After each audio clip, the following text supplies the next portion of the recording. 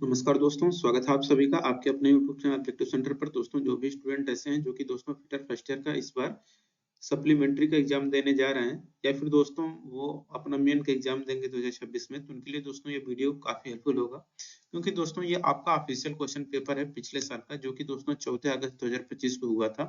ठीक है, तो इससे दोस्तों काफी ज्यादा क्वेश्चन आपको रिपीटेड देखने को मिल जाएंगे आपके एग्जाम में।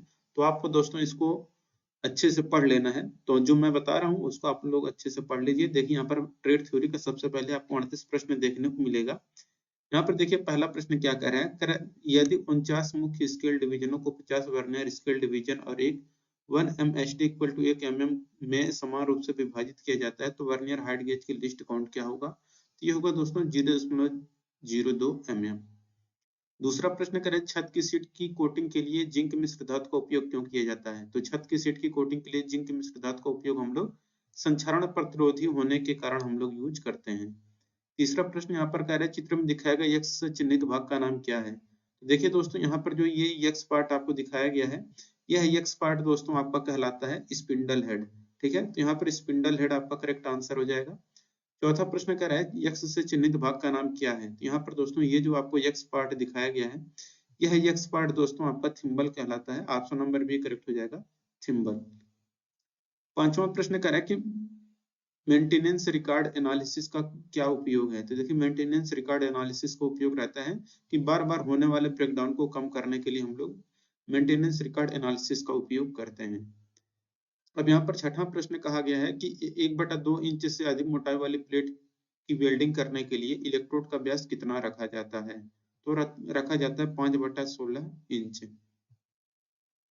अब देखिए कर रेडियस गेज बनाने के लिए किस धातु का उपयोग करते हैं? तो देखिए रेडियस गेज बनाने के लिए दोस्तों हम लोग हार्डेंड शीट मेटल का उपयोग करते हैं। तो hardened sheet metal option number A correct answer हो जाएगा।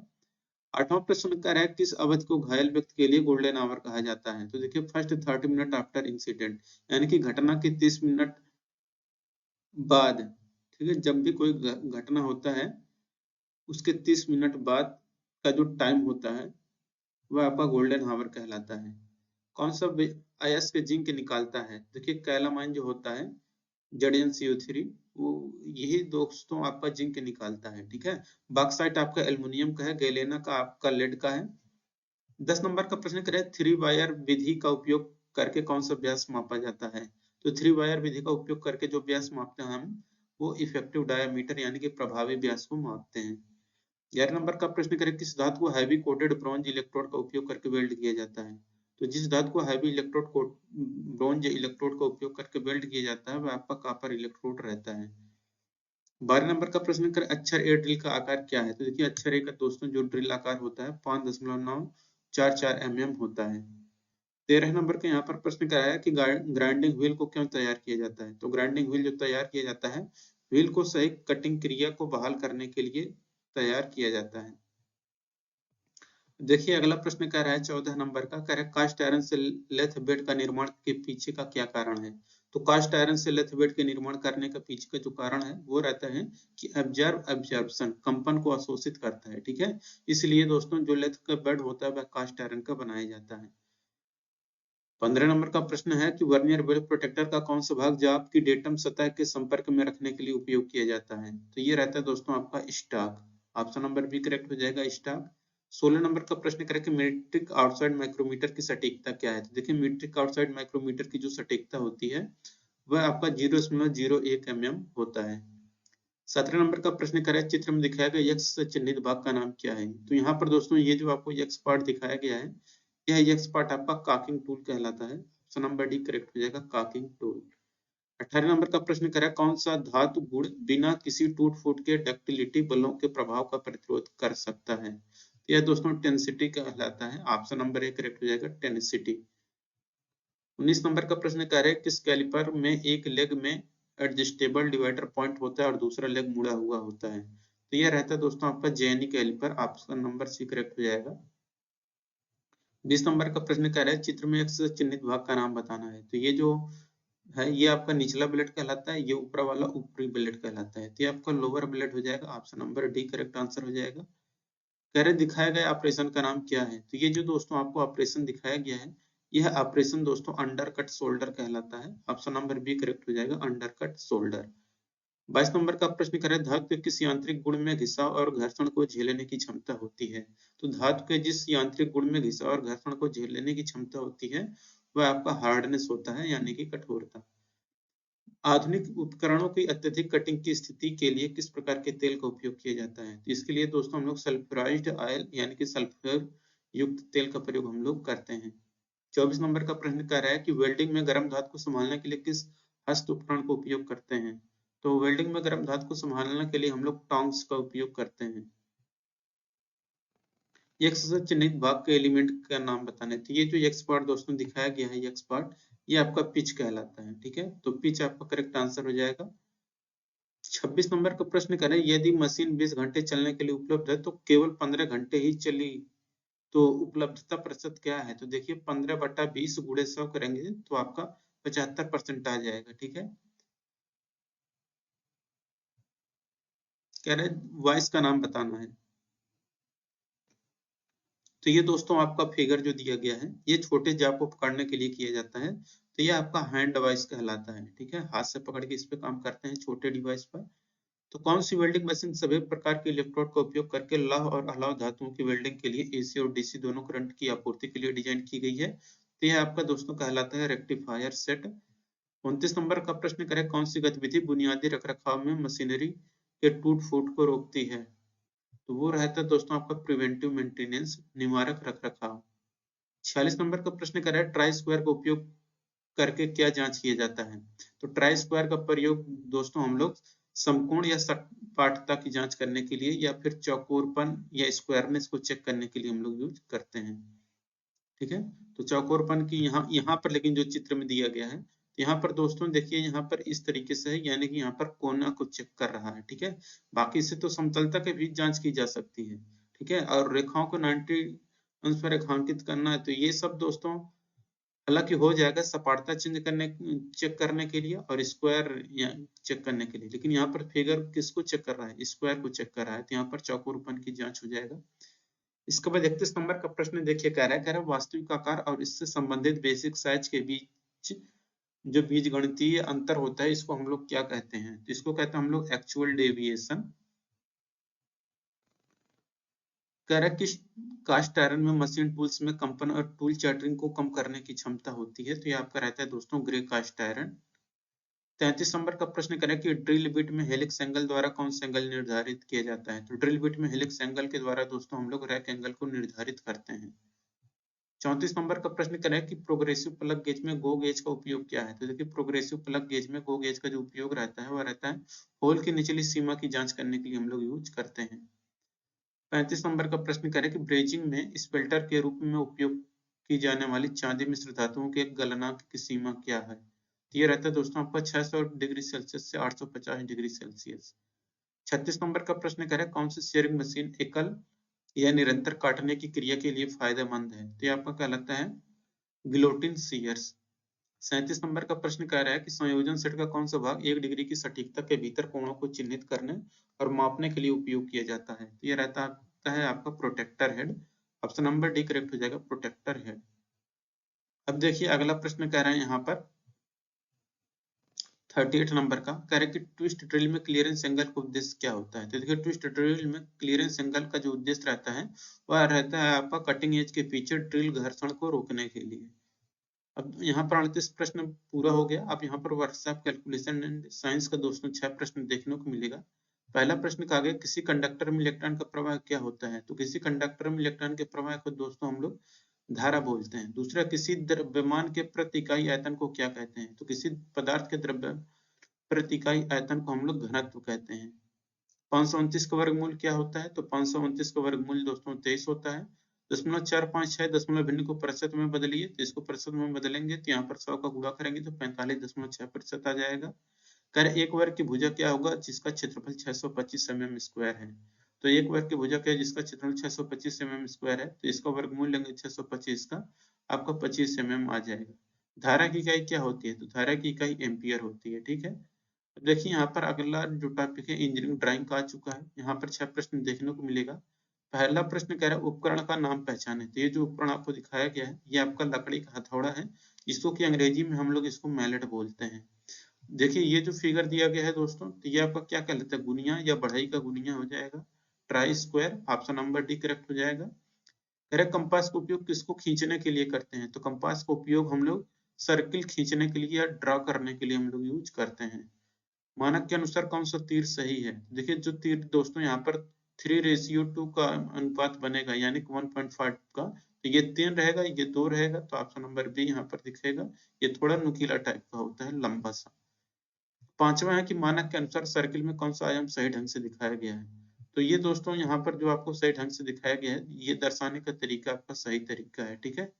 ऑप्शन नंबर बी यहाँ पर करेक्ट हो जाएगा। छठा प्रश्न करेक्ट, लाइन बी को क्या कहते हैं, तो यहाँ पर ये जो लाइन है आपका आयाम रेखा या डायमेंशन लाइन कहलाता है, ठीक है। तो dimension line option number C correct answer हो जाएगा। अब देखिए एम्प्लॉयबिलिटी स्किल का दोस्तों यहाँ पर 25 प्रश्न आपको देखने को मिलेगा।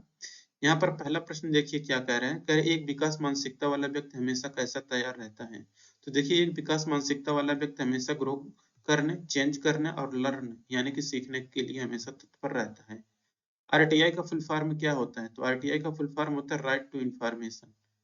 इंटरनेट पर की गई एक अवैध गतिविधि को क्या कहा जाता है, तो इंटरनेट पर की गई एक अवैध गतिविधि को दोस्तों हम लोग साइबर क्राइम कहते हैं। चौथा प्रश्न करें क्रिया का सही काल को चुने, तो यहाँ पर कह रहा है आई, यहाँ पर हो जाएगा had learned music when I was child. कौन सा एक कंजक्शन नहीं है, तो ऑन जो होता है दोस्तों ये आपका कंजक्शन नहीं है। छठा प्रश्न कह रहा है कि जांच करने वाले प्रश्न आपकी मदद करते हैं, तो देखिए ये रहता है कि ग्राहक की विशिष्ट आवश्यकताओं की पहचान करने के लिए जांच करने वाले प्रश्न आपकी मदद करते हैं। अच्छा दोस्तों एक चीज मैं बता दूं कि जो भी छात्र हैं, आप लोगों को दोस्तों प्रीवियस ईयर का पेपर या फिर अपना रिजल्ट आंसर की कुछ भी डाउनलोड करना है, तो आप लोगों को दोस्तों यहाँ पर सर्च करना है आईटीआई सरकारी रिजल्ट, ठीक है। आईटीआई सरकारी रिजल्ट आप लोग दोस्तों इस तरीके से सर्च करिएगा। इसके बाद आईटीआई सरकारी रिजल्ट का दोस्तों ऑफिशियल वेबसाइट आ जाएगा, आपको इस वेबसाइट पर क्लिक करना है, ठीक है। इस वेबसाइट पर जैसे क्लिक करेंगे तो यहाँ से दोस्तों जा करके आप अपना फॉर्म भर सकते हैं। यहाँ से देख सकते हैं एडमिट कार्ड, रिजल्ट सब कुछ यहाँ से डाउनलोड कर सकते हैं। और यहाँ पर दोस्तों एक एप्लीकेशन दिया गया है, आप दोस्तों इस ऑब्जेक्टिव सेंटर एप्लीकेशन को जरूर डाउनलोड कर लीजिएगा, ताकि दोस्तों यहाँ पर ये जो मैं क्वेश्चन पेपर पढ़ा रहा हूँ ना, इसका पीडीएफ आपको यहाँ पर प्रीवियस पेपर वाले सेक्शन में आपको मिल जाएगा, ठीक है। ऑब्जेक्टिव सेंटर ये एप्लीकेशन है, इस पर जाइएगा और 5 स्टार रेटिंग कर दीजिएगा, और फ्री में ये पीडीएफ आप अपना बिना किसी पैसे के आप अपना डाउनलोड कर सकते हैं। प्रीवियस पेपर के एक सेक्शन दिखेगा, उसी में आपको जाकर के डाउनलोड करना है। अगर आप विंडोज चलाते हैं, लैपटॉप चलाते हैं, तो आपको इस विंडोज वाले ऑप्शन पर क्लिक करना है।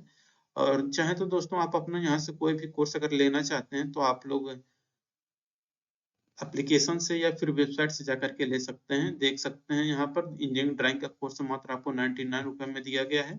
और इसके बाद दोस्तों यहाँ पर बहुत सारे ऐसे कोर्स हैं, यहाँ पर देखेंगे यहाँ पर अलग अलग है, देखिए वर्कशॉप कैलकुलेशन का और सब है। यहाँ पर जाएंगे, यहाँ पर देखिए पेड कोर्स में आप लोग जाएंगे, यहाँ पर भी देखिए यहाँ पर कोर्स डाल दिया गया है, आप लोग यहाँ से जाकर के ले लीजिएगा। बाकी धीरे धीरे और भी सब्जेक्ट का आपको यहाँ पर मिल जाएगा। बाकी यहाँ पर टेस्ट सीरीज भी अवेलेबल करा दिया गया है, जो कि इंजीनियरिंग ड्राइंग का है और एम्प्लॉयबिलिटी स्किल का वर्कशॉप कैलकुलेशन एंड साइंस का है, तो सब यहाँ पर आपको मिल जाएगा, आप लोग इसको कर लीजिएगा, ठीक है। और यहाँ पर देखिए प्रीवियस पेपर का एक सेक्शन है, आप लोग प्रीवियस पेपर वाले सेक्शन में जब जाएंगे तो यहाँ पर दोस्तों देखिए यहाँ पर सभी ट्रेड का यहाँ पर प्रीवियस ईयर का पेपर का सेक्शन दिया गया है, और यहाँ से दोस्तों बहुत सारे प्रश्न का जो है यहाँ पर क्वेश्चन पेपर पिछले साल का डाउनलोड कर सकते हैं, हर ट्रेड का यहाँ पर अवेलेबल है, ठीक है। तो जाके आप अपना डाउनलोड कर लीजिएगा। अब चलिए हम लोग चलते हैं अगले प्रश्न पर। कह रहा है जन्म तिथि अस्थायी पता जैसी जानकारी रिज्यूम में किसी के कौन सा हिस्सा होता है, तो जन्म तिथि अस्थायी पता जैसी जानकारी रिज्यूम में किसी का व्यक्तिगत यानी कि पर्सनल डिटेल होता है। आठवां प्रश्न कह रहा है उचित इंटीग्रेटिव एडजेक्टिव के साथ फिल करें, तो यहाँ पर हो जाएगा वेयर आर यू गोइंग। नौवां प्रश्न है एआई ने कैशियर की जगह कहाँ ले ली है, तो अमेजन गो पर ले लिया है। देखिए 10 नंबर का प्रश्न कह रहा है कि एमएस पेंट में कौन सा एक्सटेंशन सपोर्ट नहीं करता है, तो देखिए एमएस पेंट में जो एक्सटेंशन सपोर्ट नहीं करता है वो रहता है आपका डॉट डॉक। 11 नंबर क्वेश्चन करें कठिन कौशल कौन सा है, तो 60 वर्ड पर मिनट जो टाइपिंग स्पीड होता है ये आपका हार्ड स्किल कहलाता है। कह रहे कौन सी वेबसाइट नौकरी खोजने के लिए लोकप्रिय नहीं है, तो Search.com ये आपको नौकरी खोजने के लिए प्रिय नहीं है। बाकी लिंक्डइन, naukri.in, twitter.com इन सब पे ले सकते हैं। वैसे twitter.com अब इसका एक्स नाम हो चुका है। क्रोधी व्यक्ति की बॉडी लैंग्वेज कैसी होती है, तो क्रोधी व्यक्ति की बॉडी लैंग्वेज अग्रेसिव यानी कि आक्रामक होता है। अगला प्रश्न देखिए क्या कह रहा है। कह रहा है कि एक व्यक्ति के रूप में आपके पास मौजूद क्षमताएं और गुण हैं जो आपको जीवन और करियर में अच्छी तरह से बढ़ाने में मदद करते हैं। यह कहलाता है आपका पर्सनल स्ट्रेंथ, व्यक्तिगत ताकत कहलाता है। 15 नंबर प्रश्न करें, लिंग रूढ़वादिता हो सकता है, तो हार्मफुल एंड हार्टफुल, हानिकारक और दुखदायी हो सकता है लिंग रूढ़वादिता। फीडबैक किसमें मदद करता है, तो देखिए फीडबैक जो होता है सेवा में सुधार करने में मदद कर सकता है, प्रक्रिया प्रणाली में संशोधित करने के लिए मदद कर सकता है, ग्राहकों की संतुष्टि को बेहतर तरीके से पूरा करने में भी मदद कर सकता है। इसलिए यहाँ पर आलाब्ध एवं सही हो जाएगा। एक कौन व्यक्ति है, वह है जो किसी व्यक्ति या संगठन के लिए काम करता है और उस काम के लिए भुगतान करता है। तो दोस्तों वो रहता है आपका वेज एम्प्लॉयड यानी कि नियोजित मजदूर। स्मार्ट में एक अर्थ क्या होता है, तो ए फॉर होता है आपका अचीवेबल। 19 नंबर का प्रश्न कह रहे हैं रोम का फुल फॉर्म क्या होता है, तो रोम का फुल फॉर्म होता है रीड ओनली मेमोरी। 20 नंबर का प्रश्न है किस ओरिएंटेशन में टेक्स्ट जो होता है लंबाई वार प्रिंट होता है, तो वो रहता है आपका पोर्ट्रेट मोड। ठीक है। 21 नंबर प्रश्न कह रहे हैं कि ग्रीन पोल्यूशन क्या है, यहाँ पर अनुचित पद को पहचानिए। तो देखिए हरित प्रदूषण या ग्रीन पोल्यूशन किसी भी प्रकार का प्रदूषण नहीं होता है, जबकि एयर प्रदूषण, वायु में जब प्रदूषण को एयर प्रदूषण कहते हैं, जल में प्रदूषण को जल प्रदूषण, ध्वनि में प्रदूषण को ध्वनि प्रदूषण हम लोग कहते हैं। कह रहे लघु उद्योग की तुलना में बड़े पैमाने पर व्यवसाय की आवश्यकता है, तो यह नंबर अधिक संख्या में व्यक्तियों का। ठीक है। 23 नंबर का, जब आप अपना बायोडाटा ईमेल के साथ माध्यम से भेजते हैं तो आप उसे किस रूप में भेज रहे होते हैं, तो हम लोग उसको अटैचमेंट के रूप में भेजते हैं। ठीक है। 24 नंबर का प्रश्न करें किस निम्न वाक्य में से किस विराम चिन्ह का उपयोग किया जाना चाहिए। Is there any cert engineer here, यहाँ पर इज से शुरू हो रहा है तो यहाँ पर आपको क्वेश्चन मार्क लगाना पड़ेगा। ठीक है। और 26 नंबर का प्रश्न कह रहे हैं एंट्री लेवल जॉब क्या कहलाता है, तो देखिए एंट्री लेवल जॉब होता है कि यह एक शुरुआती या जूनियर स्तर की नौकरी होती है। ठीक है। यहाँ पर दोस्तों ये कंप्लीट हो गया। जिनको क्वेश्चन पेपर डाउनलोड करना है objective centre Telegram channel join कर लीजिएगा, आईटीआई का दोस्तों ग्रुप का लिंक ज्वाइन कर लीजिएगा, और ऑब्जेक्टिव सेंटर प्ले स्टोर से ऐप भी आप लोग डाउनलोड कर लीजिएगा। ठीक, मिलेंगे नेक्स्ट वीडियो में। Thank you.